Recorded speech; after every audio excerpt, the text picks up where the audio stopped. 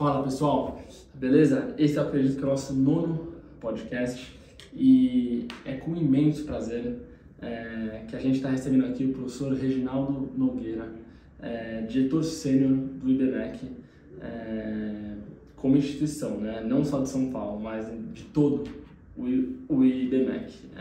Mas antes de tudo eu queria dedicar esse podcast à minha avó, Maria Ângela Caligiuri Fernandes, que faleceu na última quinta-feira, aos 79 anos, vitimada por um ataque cardíaco fulminante.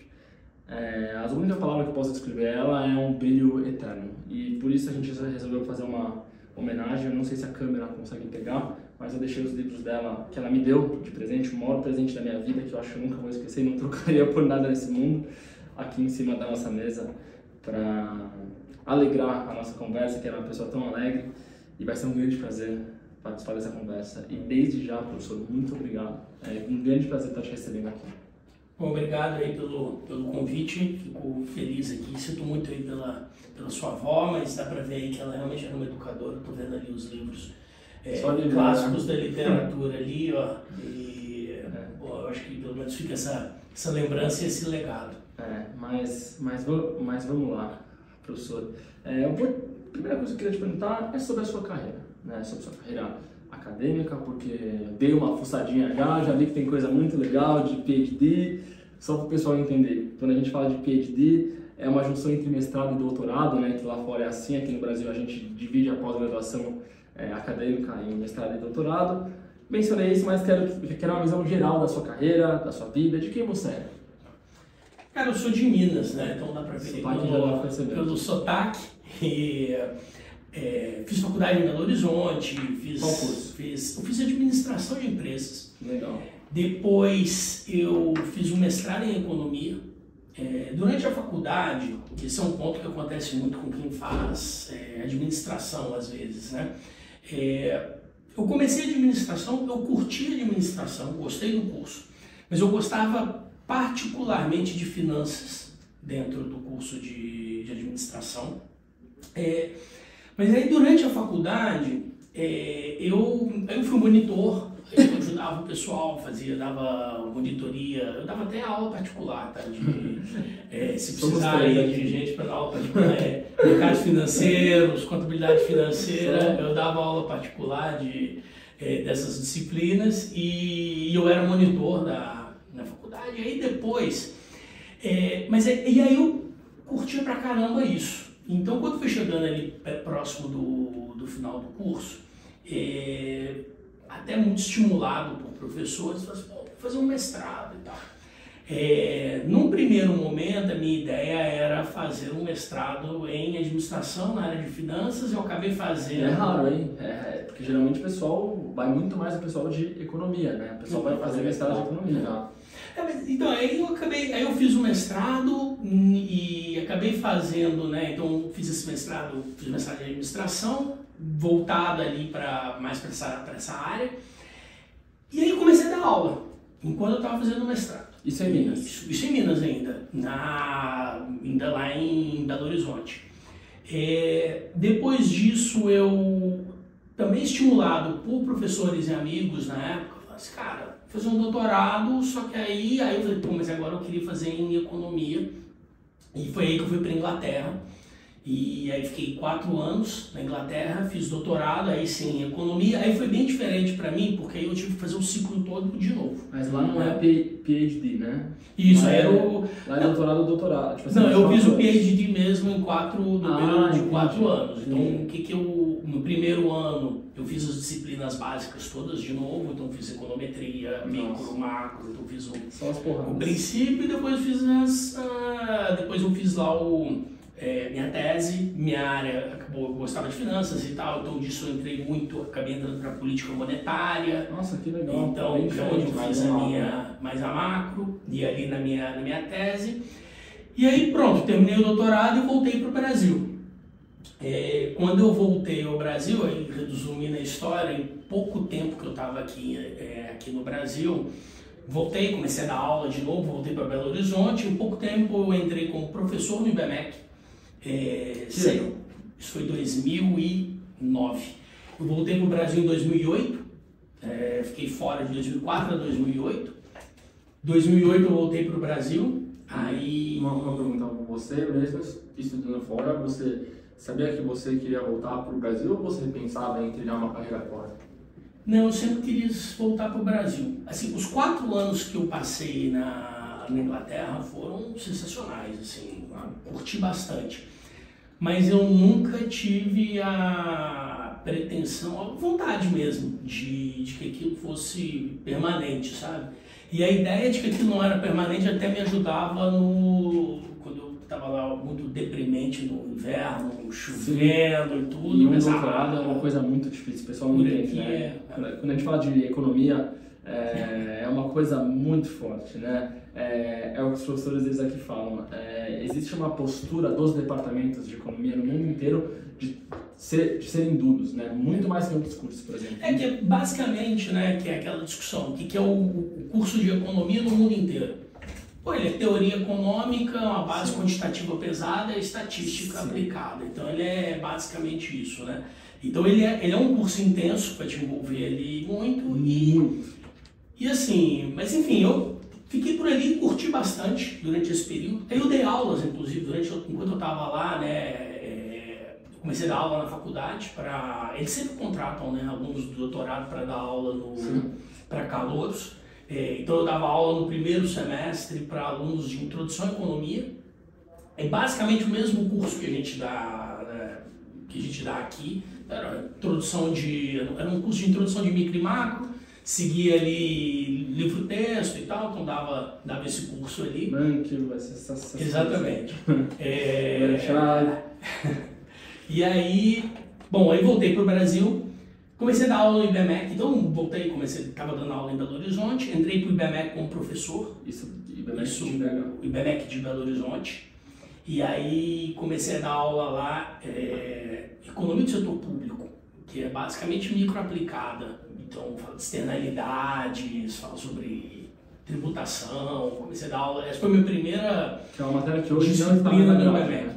Não, ela está na grade, ela foi mudando de nome ao longo do tempo. Ela hoje, isso aí deve ser micro, equilíbrio geral, micro 4, por ali. Então na época eu chamava economia do setor público, mas na prática era equilíbrio geral, falava de externalidade, falava ótimo de Pareto, começava por ali, essa era a disciplina.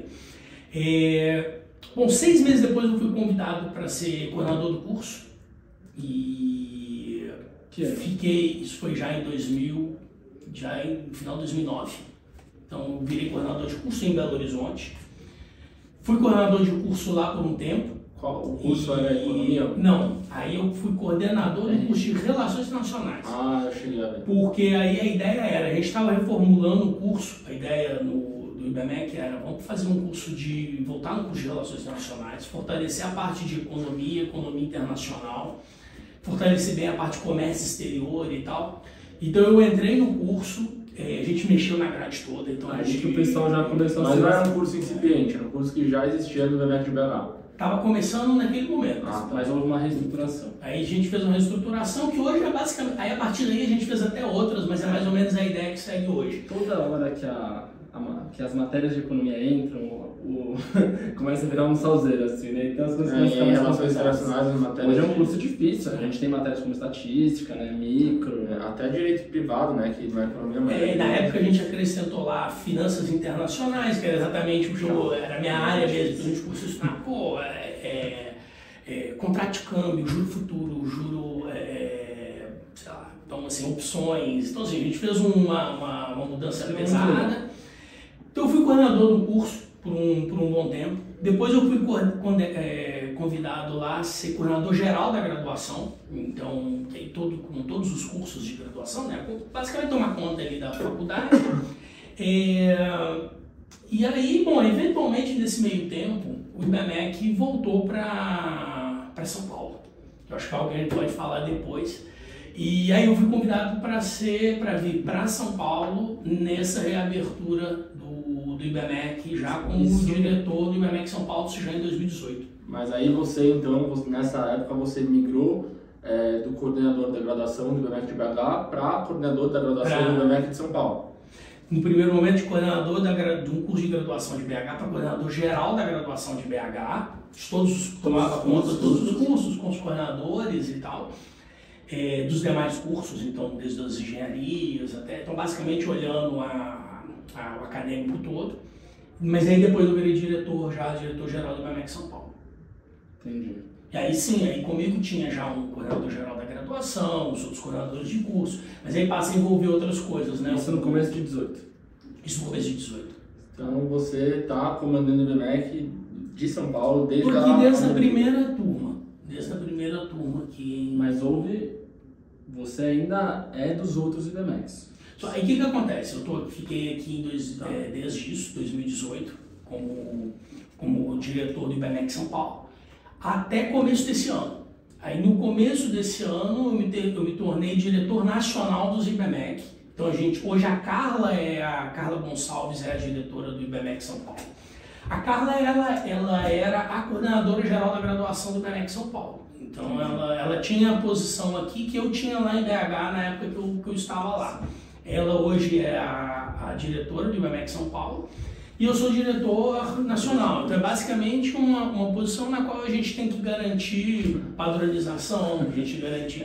Começa a ver uma missão que o IBMEC é padronizado. Né? Isso aí. Você pega a grade do IBMEC de Brasília, do IBMEC de BH, é extremamente similar. Assim. Como que eu garanto, a ideia é assim, como que eu garanto, cara, que o sujeito fez o curso de economia em São Paulo, fez economia no Rio de Janeiro, fez economia lá em Brasília, eu entreguei a mesma qualidade para ele.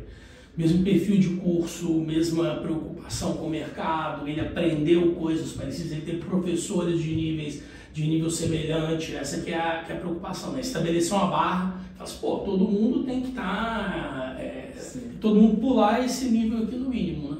Sim. Mas eu fiquei pensando aqui, bom, nós somos gêmeos, né? E sempre perguntam, né, pra gente, vocês são gêmeos, e eu respondo, mas eu sou muito mais boa pinta que o meu irmão, né? Eu sempre respondo isso. Mas, você é mais boa pinta que nós dois juntos, você tem quantos anos? Porque, tá nessa escala tão alta, tá? Aonde você tá é um negócio muito legal de se ver. Você tem quantos anos, professor? Eu sou de 1979, então... Não, é de 63. Estou com 44, cara. Então, uma coisa legal. Que é muito legal ver uma trajetória tão...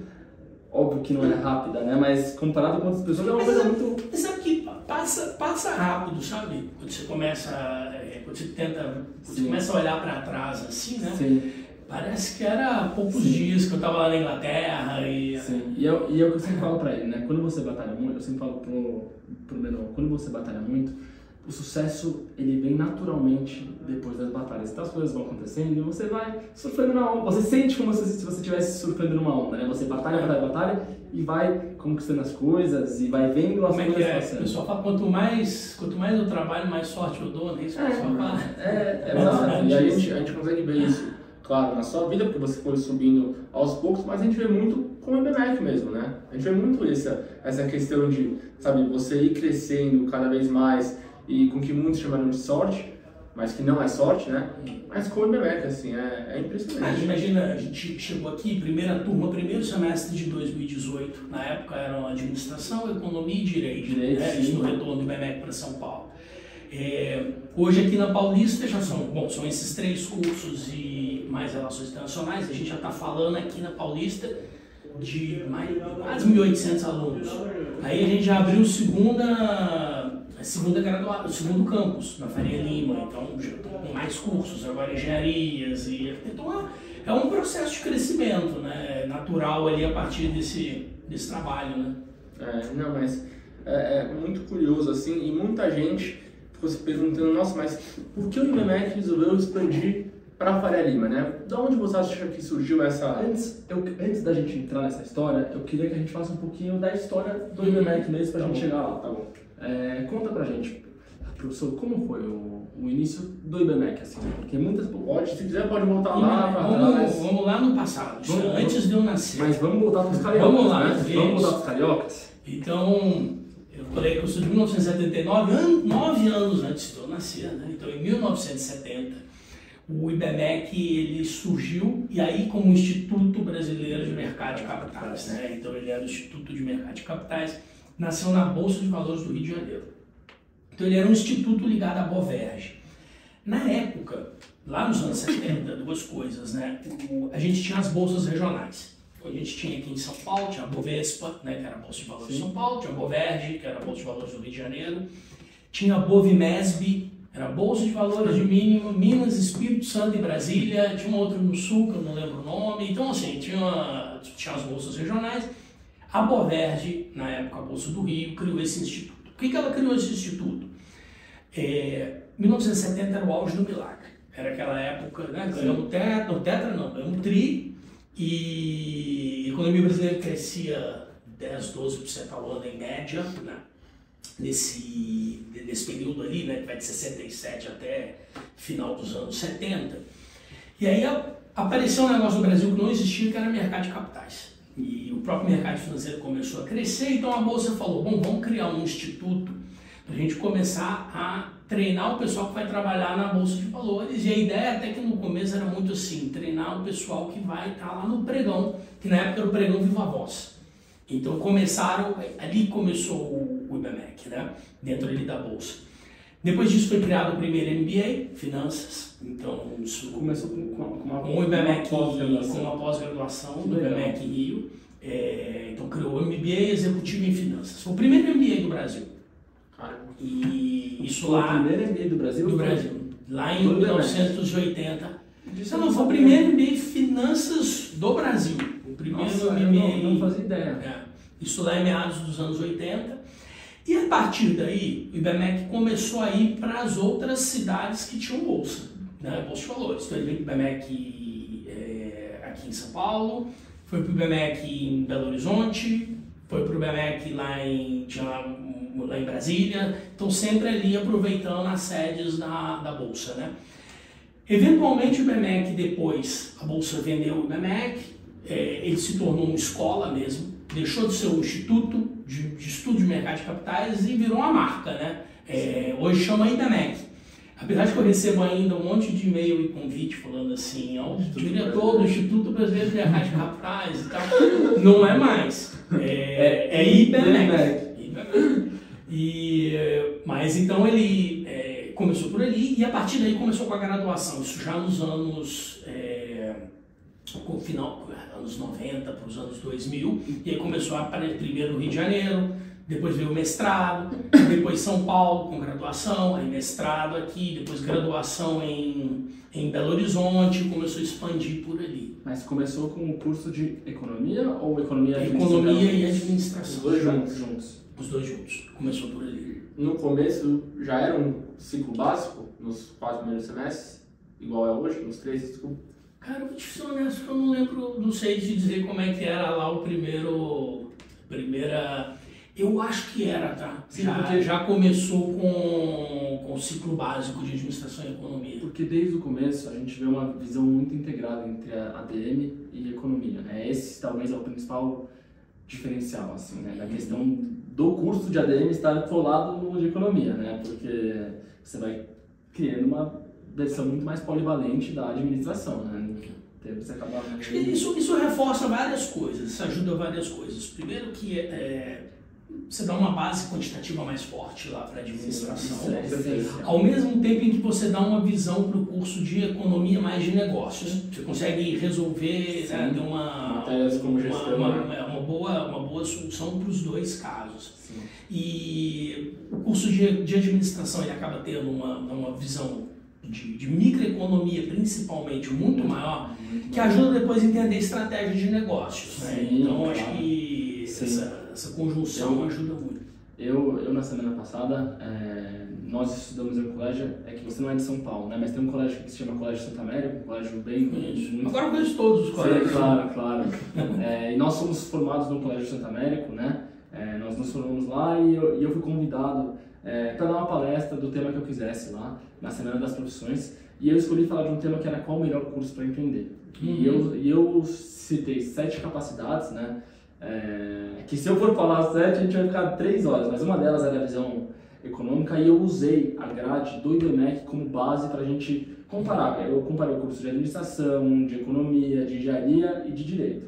O curso de economia ele contava com 5 das 7 características. O curso de ADM contava com 7 das 7. Né? Afinal, o curso de ADM, de administração, é o melhor curso para empreender. De fato, é o curso que você acaba tendo, na minha humilde opinião. Eu sou muito polivalente. Mas então em São Paulo a coisa veio depois, assim, né? Na verdade, então, o que aconteceu no caso de São Paulo, né? Então a gente já tinha o IBMEC aqui em São Paulo. Começou lá na Bolsa como instituto, depois já como IBMEC virou uma faculdade mesmo.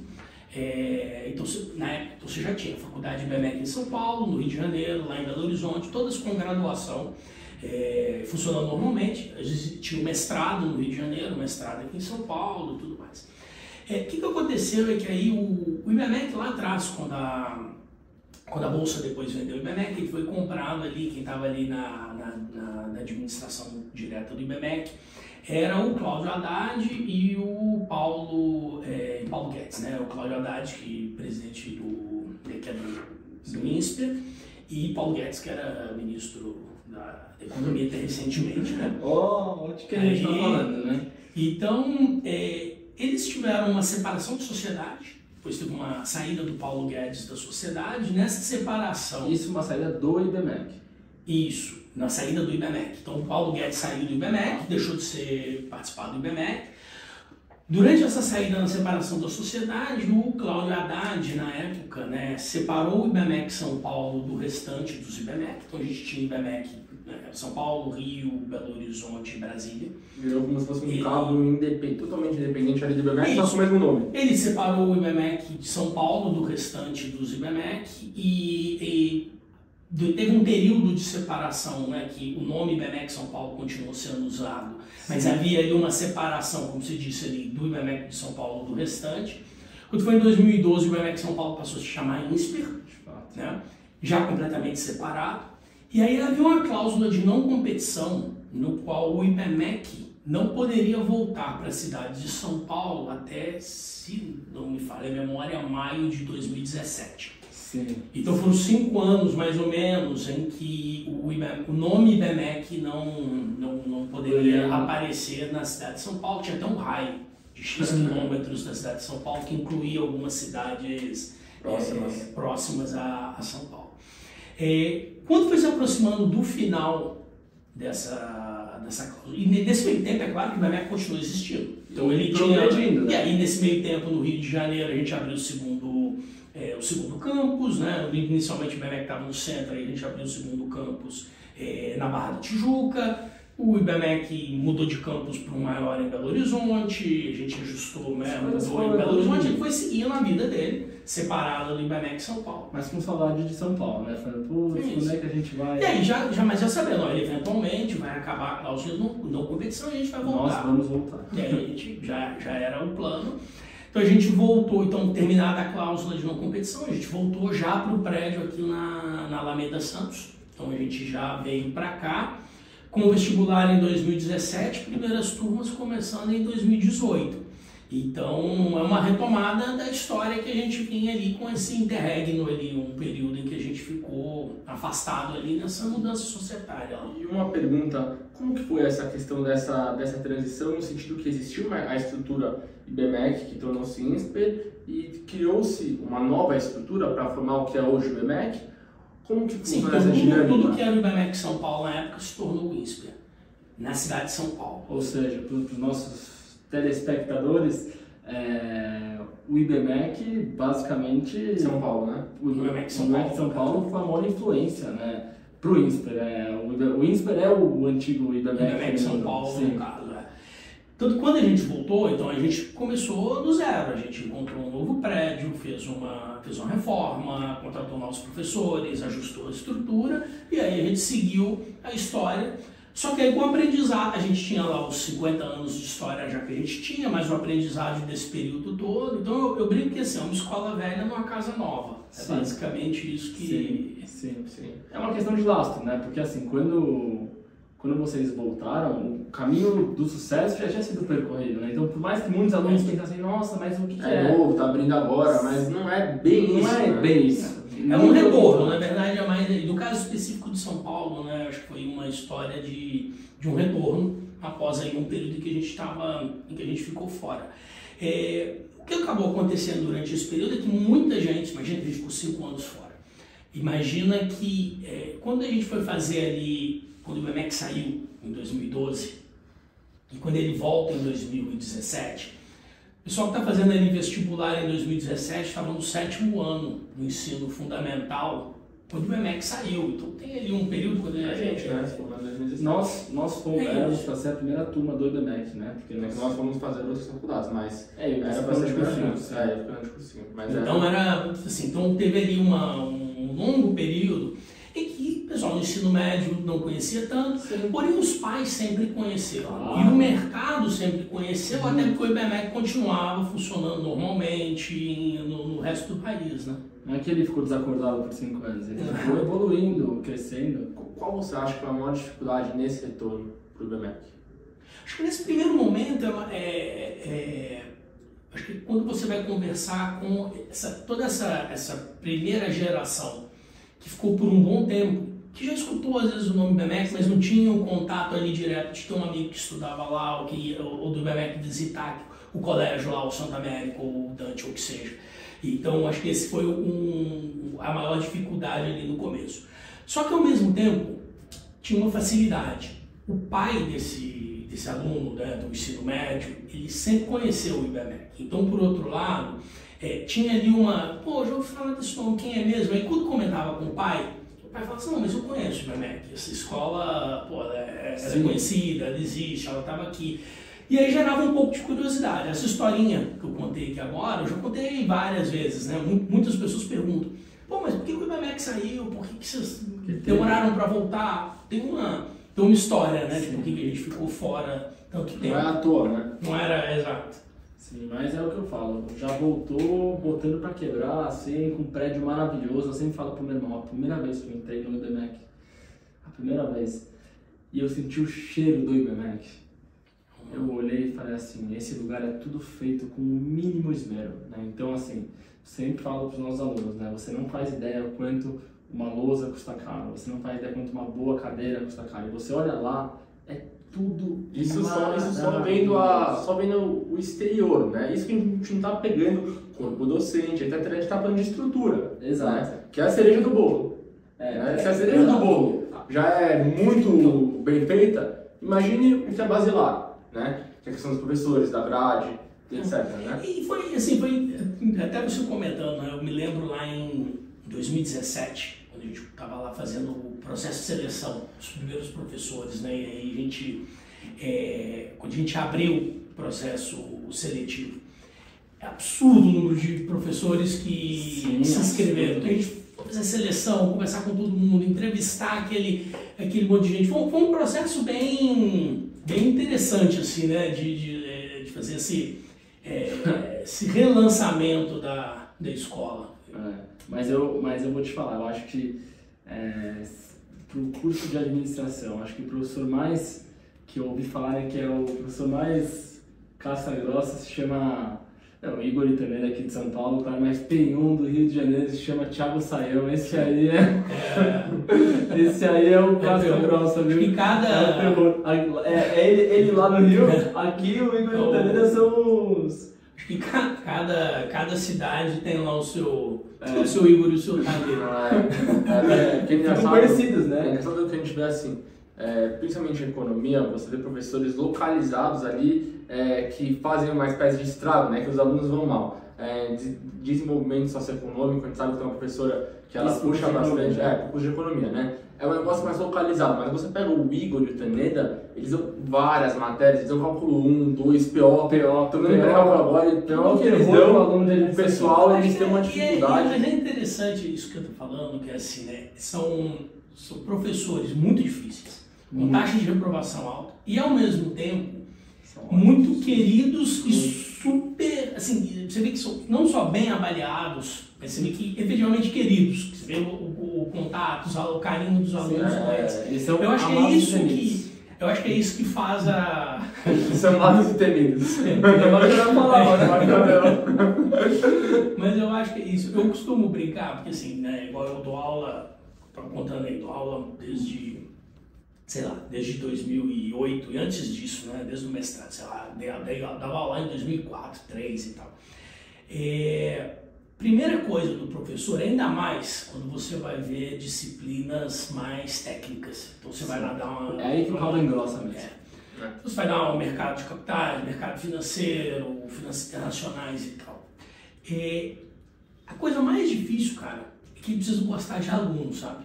Então, isso eu brinco sempre com os coordenadores, todo lugar. Eu falo, olha, a gente quer sempre a trindade impossível, né? Eu sou sou economista ali, a trindade impossível, é um termo lá de finanças internacionais. E eu falo que para o professor também a gente tem lá, a gente está buscando sempre atender a trindade, que esse professor ele precisa ter formação, formação acadêmica sólida.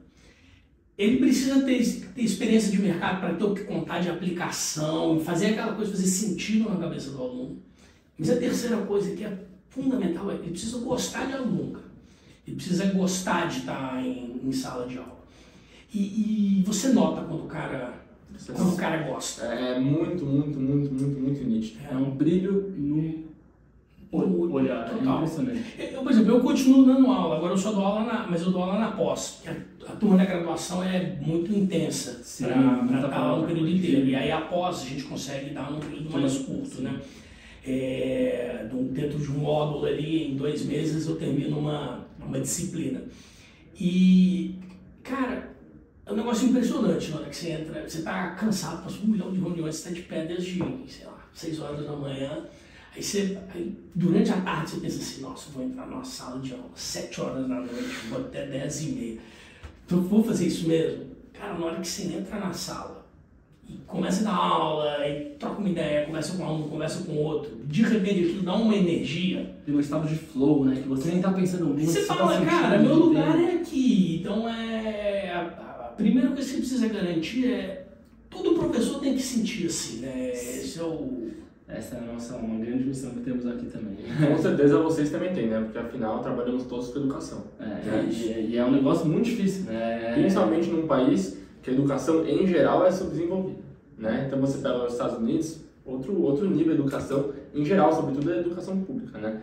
Mas aqui as coisas estão melhorando e a gente vê muito o IBMEC, o INSPER, a AGV como verdadeiros polos de desenvolvimento intelectual. Né? Principalmente na área de negócios. Né? Eu ouvi alguns comentários há um tempo atrás de pessoas que estão ficando um pouco famosas de que o curso, os cursos de administração, né, INSPER, FGV e IBMEC, eles não eram cursos em tese feitos para formar um bom empreendedor. E uma grandíssima falácia, né? Porque são anos e anos e anos e anos de estudo, desde o comecinho, uma montagem... Tem várias coisas ali. Tem a parte de primeiro de que assim, teoria e técnica importam. Muito. Não a teoria pela teoria, e aí tem a parte da aplicação, mas a teoria importa. Tem uma outra parte que eu ouvi você falando muito aqui antes, eu concordo, que é a coisa do brilho. A coisa de sentar e estudar e se esforçar, e você tem a autorrealização, aquela sensação de accomplishment. De que eu consegui, tinha um negócio difícil, eu sentei, eu enfrentei. Isso aí treina você ao longo da vida, porque no final é isso que vai valer em tudo. Vai valer esse brilho, essa vontade, a curiosidade intelectual, resiliência intelectual. E isso tudo, eu acho que assim, um curso superior, ele te oferece de um lado, né? Ele está te dando ali a teoria, formação básica, formação técnica sólida. Ele está te ajudando a formar esse caráter curioso, resiliente. E ao mesmo tempo ele te abrindo um monte de outras portas, né? Então ele está te fazendo conhecer pessoas, te relacionando com o mercado, te dando experiências controladas, seja de empreendedorismo, seja de estágio. O trabalho do Hubs é exímio, por exemplo. Isso. E quando eu digo controlada, não no sentido tipo da mãe que está vigiando, mas controlada no sentido de... regulado, né? Isso. Que tem um processo de... Que tem um processo... acompanhamento. Isso. E o que acontece, né? Isso é assim no mundo inteiro. Nas grandes, como eu estava dizendo, estava falando antes, né? Quando a gente olha as grandes faculdades do mundo, os grandes programas, a gente pega, não sou de economia ou administração, eles seguem um modelo, você tem um modelo básico, né, da pessoa aprender aquilo mesmo. Para aprender algumas coisas, você vai precisar ali mesmo, precisa de matemática? Precisa, você vai querer aprender depois com profundidade estatística, para poder aprender de verdade finanças, cara. Existe uma lógica, existe uma aplicação, então assim, não é simplesmente o Igor ele não é mau, o Igor está ali fazendo um trabalho, cara. Tem alguns alunos, e o Igor é o que eles têm mais medo, né? O Taneda porque é um cara muito... O Taneda responde, eles no WhatsApp direto, manda mensagem, o Igor é o que eles sentem mais medo, né? E às vezes eu tô aqui e eu escuto eles falando, putz, eu não queria que o Igor tivesse me dando a aula porque tá muito difícil, eu vou pegar DT mais uma vez. E eu sempre olho e falo, agradeça profundamente o Igor, porque a diferença que ele vai fazer na sua vida pode não parecer, mas é imensa. Mares calmos não formam bons marinheiros, né? Então assim, pra gente ficar bom, qualquer um de nós, né? É preciso ralar, é preciso sentir essa realização. A gente teve um aluno que ele entrou no IBMEC, ele tinha muito problema, teve alguns problemas psicológicos, com drogas, ficou internado uma semana, ele reprovou o primeiro semestre, porque afinal o IBMEC não tem essa de tipo assim, você não vai passando, né? Você não vai passando, muito pelo contrário, né? Você não consegue levar com as coxas. E a gente conheceu ele na metade do ano passado, né, bem no comecinho, na metade do ano passado ele foi melhorando, mas com muita luta nossa, ele tinha muito problema. Ele tinha recaídas, né, de ficar sem estudar, ele voltava. Estava em um ciclo de remédio muito forte, então eram 3 antidepressivos combinados, que aí o antidepressivo batia um efeito de... um efeito de... rebote. Aí tinha que tomar conserto, lembrança, essas coisas muito ruins. E basicamente ele começou a melhorar, e aí saíram as notas dele, ele tirou 10 semestre, 10 em lab, e essa resiliência que ele teve com o estudo, que muita gente fala, não, estudar não serve pra nada, pra gente não vou usar cálculo, né? A gente mais ouve. Esse estudo, né, esse grande estudo forte que ele fez, é algo que está mudando a vida dele. Tanto no olhar dele, você vê olhando é diferente. Disciplina é uma coisa que importa. Autoestima, né? Tipo, ele melhorou tanto que você vê ele hoje e fala, nossa, é outra pessoa. E o estudo que está dando essa ferramenta para ele. Então, o Igor e o Taneda são... Quando a gente fala de Igor e de Taneda, a gente está querendo representar todos os professores Exato. Todos, porque o BMEC é uma faculdade que é puxada. Né? A gente fala do Igor e do Taneda porque eles dão muitas matérias e são os mais conhecidos. E eles têm bastantes que as taxas de reprovação são maiores. Exato. Que pega aí o primeiro cálculo, né? Que é efetivamente ali no primeiro semestre, primeiro cálculo, acho que tem um impacto ali. E no cálculo 2 também eles dão uma bambeada boa, né? Sim. Eles, os alunos, né? Dão uma bambeada boa. Professor, como que você lê essa questão do alto índice de reprovação dos alunos? Né? Porque a gente já falou que a gente acha uma coisa que é boa, mas como que você, que faz parte da direção, você lê esse alto índice de reprovação? Acho que a taxa de reprovação, primeiro que ela não é um objetivo, então a gente não quer reprovar, né? Não há um sadismo, né? Não é, exato. Então acho que tem ali uma questão de uma parte de dificuldade, que talvez seja uma dificuldade que veio de formação, às vezes alguma trava. Acho que tem no primeiro semestre uma questão de comportamento, de chegar na faculdade e entender um pouco que as coisas mudaram com relação ao ensino médio. Então tem uma parte ali de aprender de novo a estudar, de aprender de novo como lidar, né?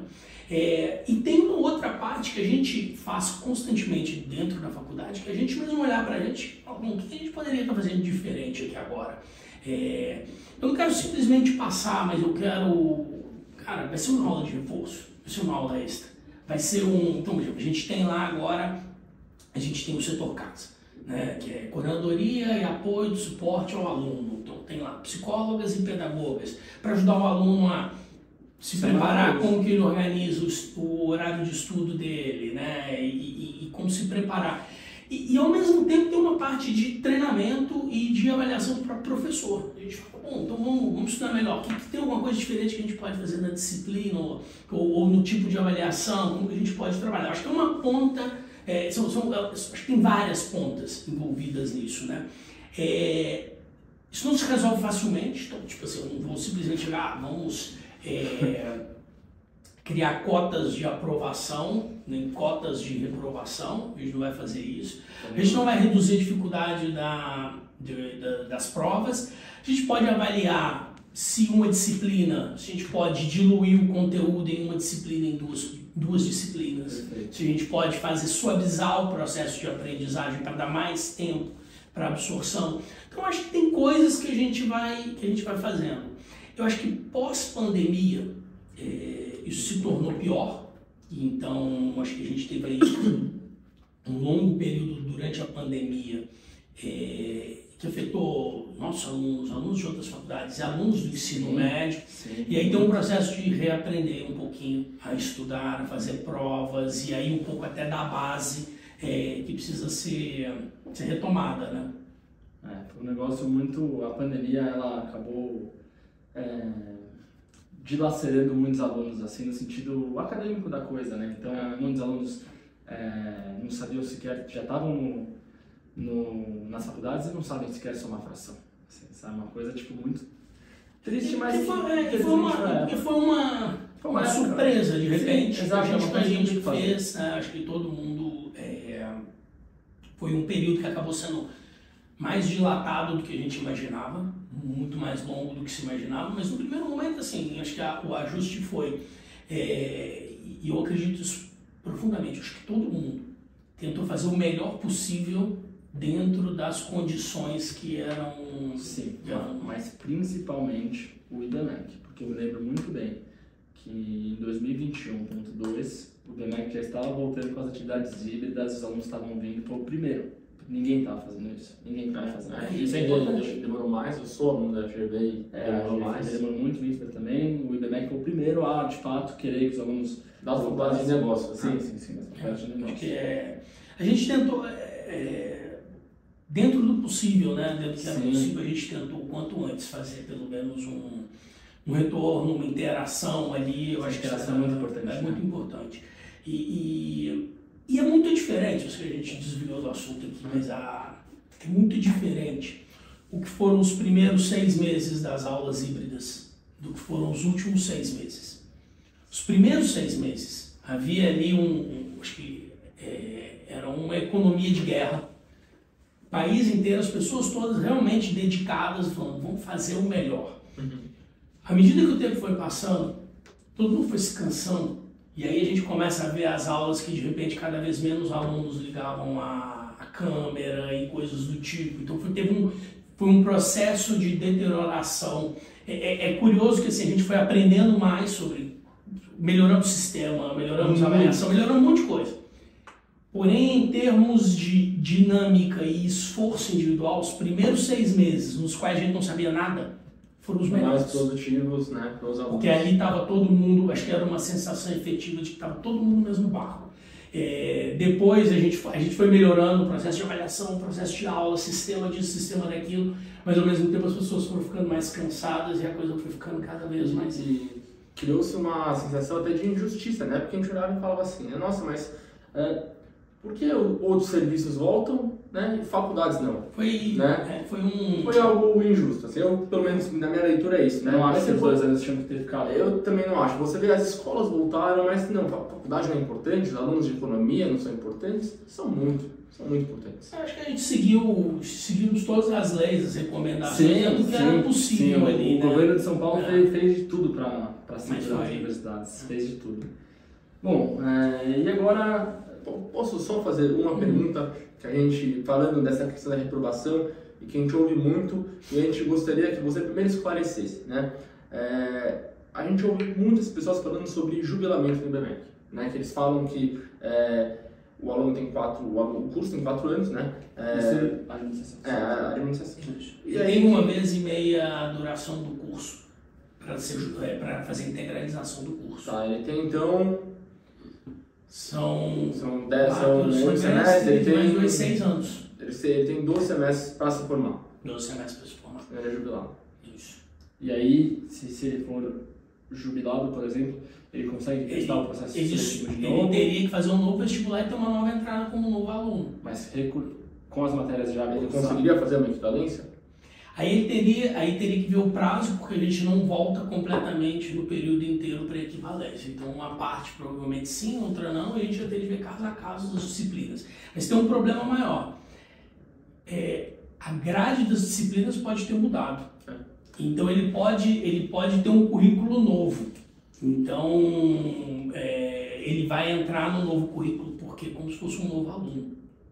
Entendi. Né? Então imagina que a gente teve mudanças, tem mudanças regulares sim, muito normal. de grades, né? De currículos, de disciplinas. Então, se a gente considera hoje o currículo dos alunos de administração que estão cursando hoje, entrando hoje no IBMEC, comparado com os que entraram em 2018, por exemplo, eles têm muito mais aulas de programação hoje do que a gente tinha em 2018. Muito mais. Então, num caso de possível equivalência, no caso desse que a gente estava falando, você tem toda uma base de programação que antes a gente oferecia como contraturno, eram atividades oferecidas à tarde e tal, voluntárias para os alunos, que a gente tornou em obrigatória, por exemplo. Hoje o curso de administração ele conta com 2 programações, né? Programação e machine learning, a outra é Python. São 3, né? Então, ele começa com business analysis, é basicamente uma introduçãozinha ali. Aí depois vem a programação e machine learning. Depois data mining, né? Depois data mining. Isso.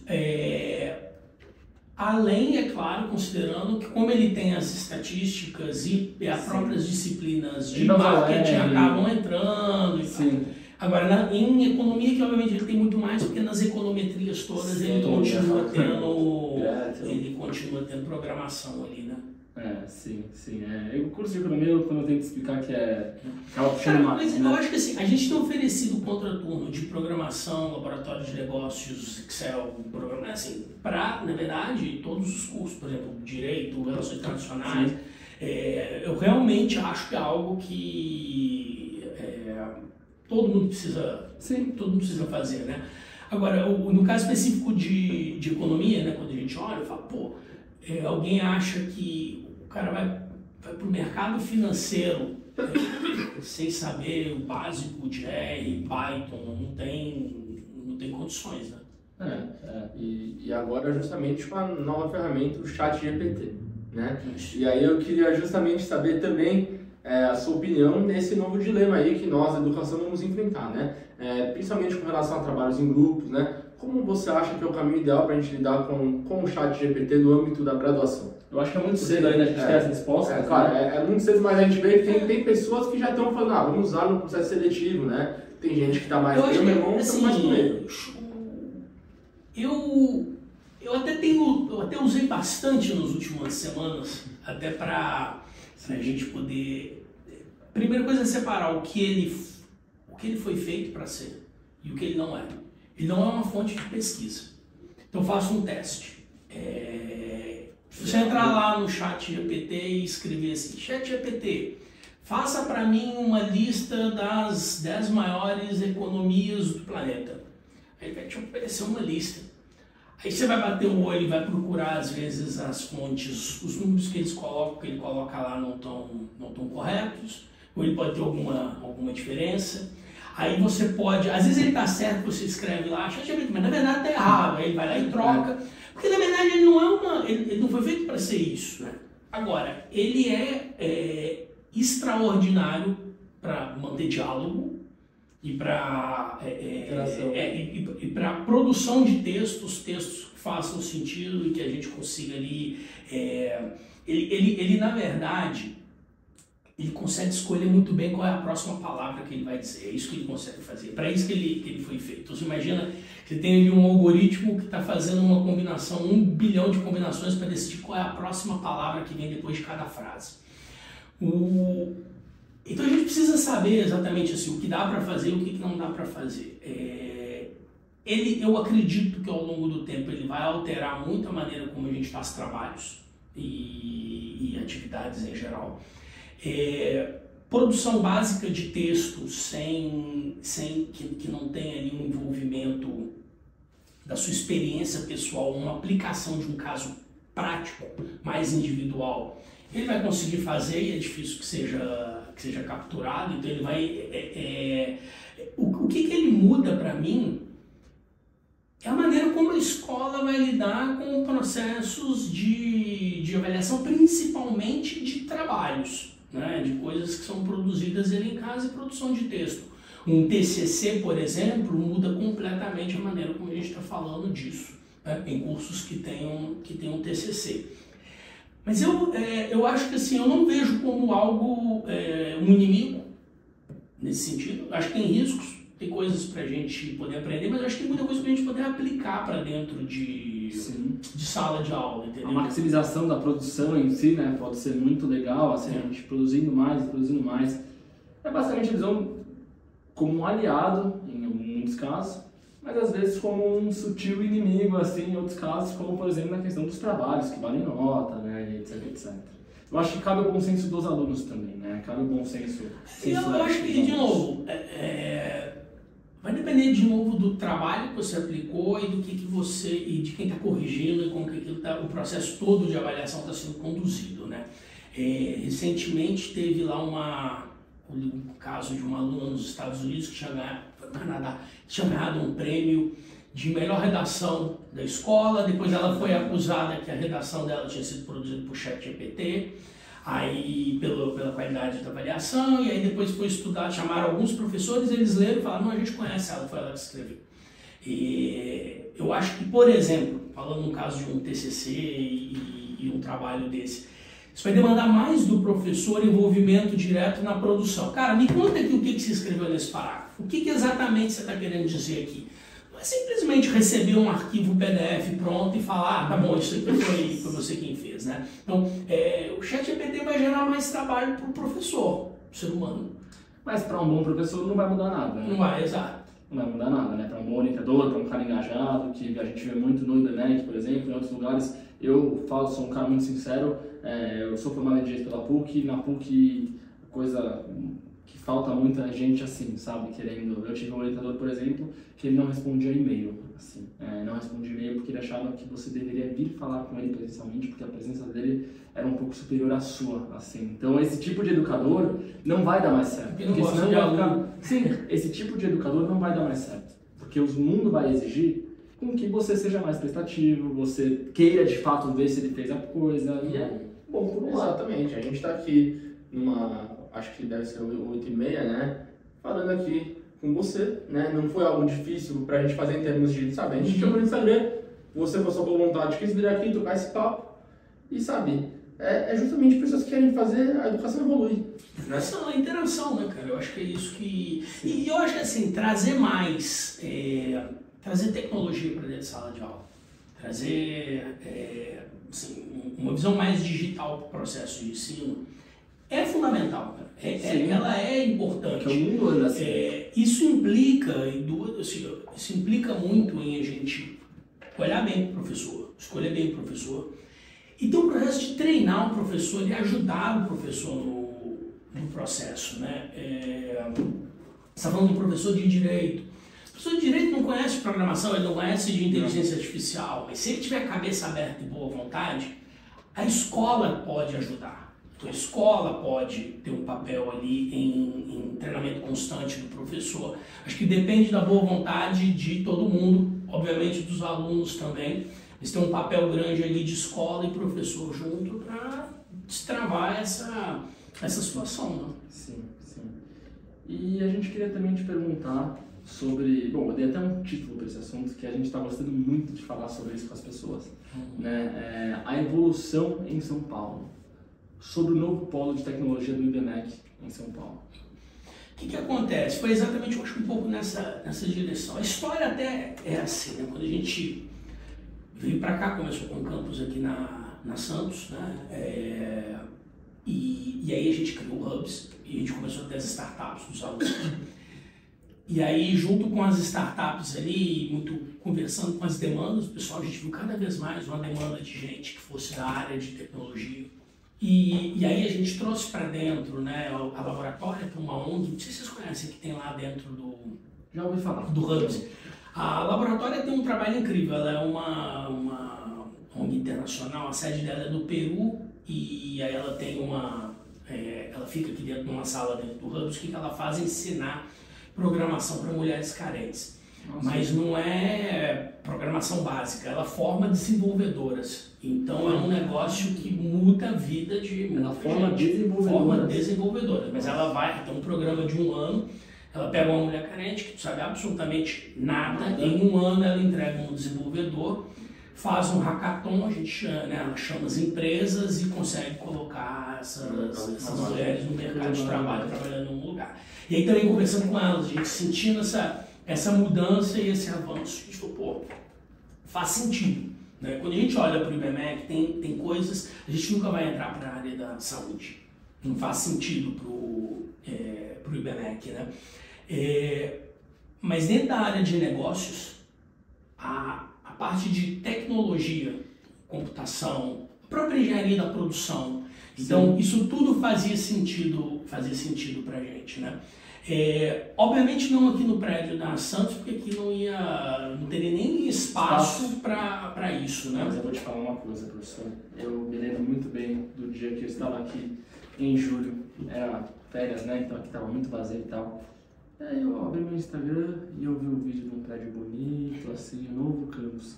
Aí eu quase caí da cadeira, porque eu falei, meu Deus do céu, será que o IBMEC vai mudar de lugar? A gente tá aqui há 6 meses, foi uma luta desgraçada. Aí eu fiquei meio, meu irmão teve que me acudir, caiu a pressão, eu fiquei meio... Aí na hora eu peguei meu carro já fui até lá, comecei a olhar, fiquei bisbilhotando. Isso na recepção. Aí eu fui lá na recepção, não, o que é isso aí? Aí eu fiquei ligando pra todo mundo que conhecia, falei, não. Aí quando eu descobri o que realmente era, o segundo campus, né?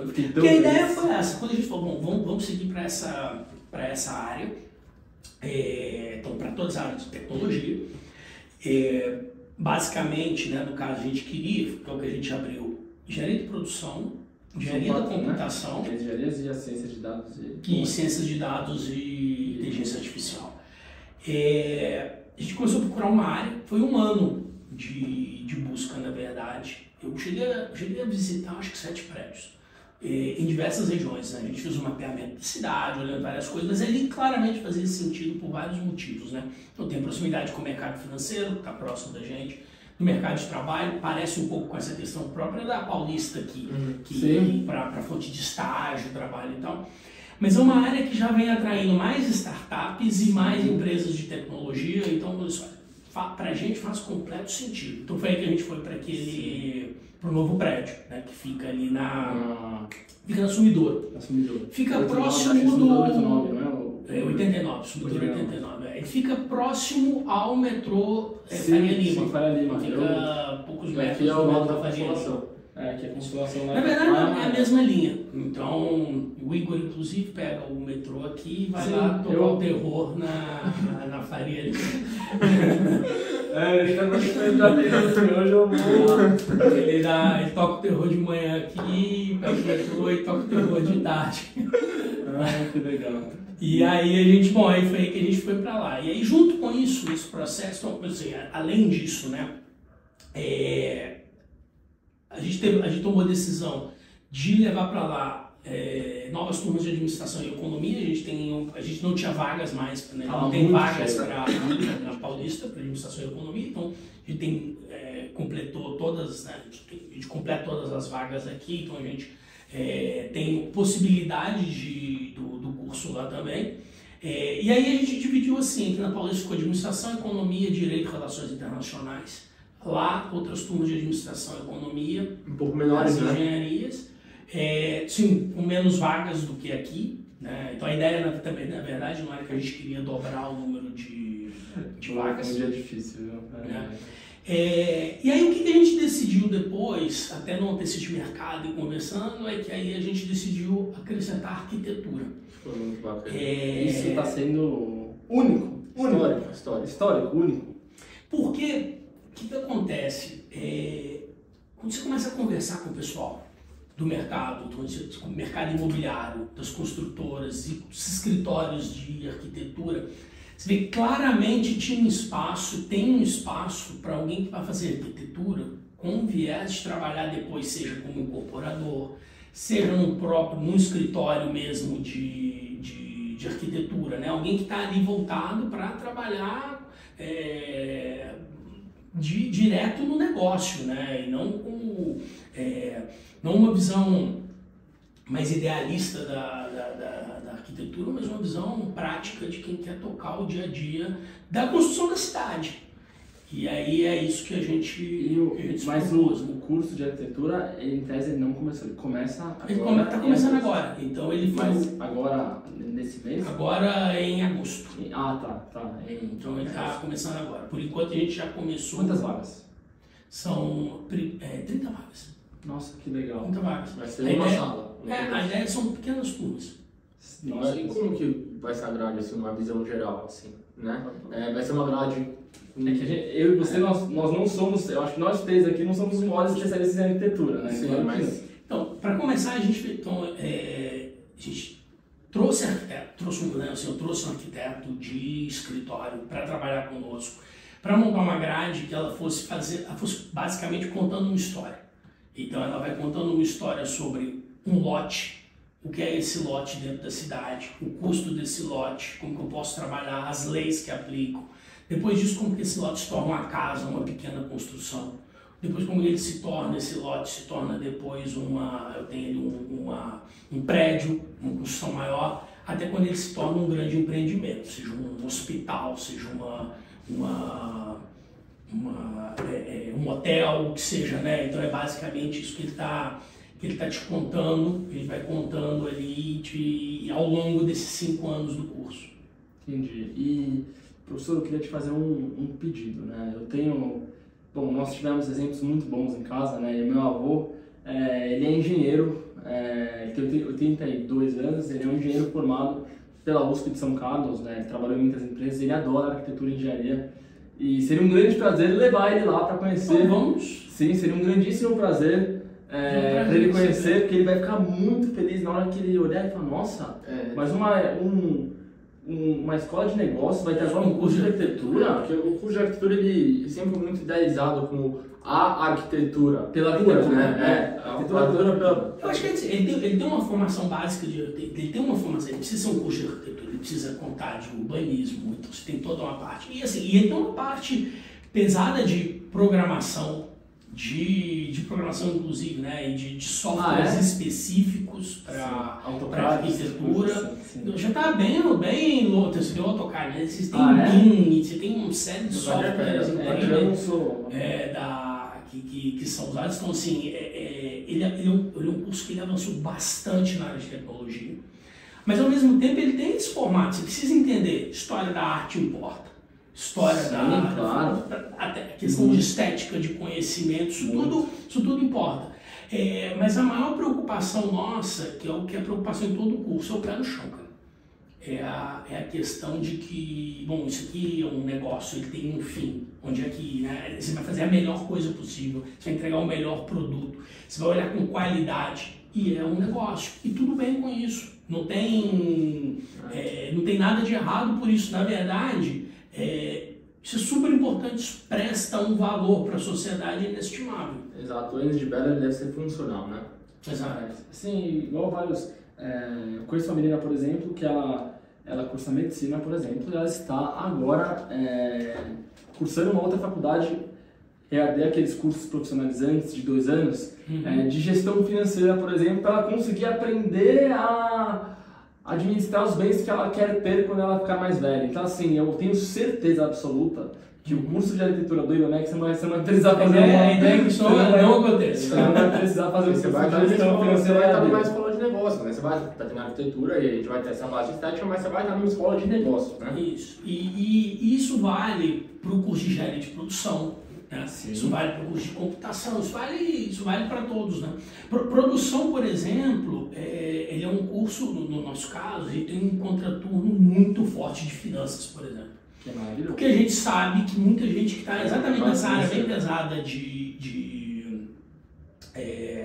exatas é muito demandado depois pelo mercado financeiro, tem uma formação forte em modelagem, por exemplo, né? Então a gente reforça tudo isso também, né?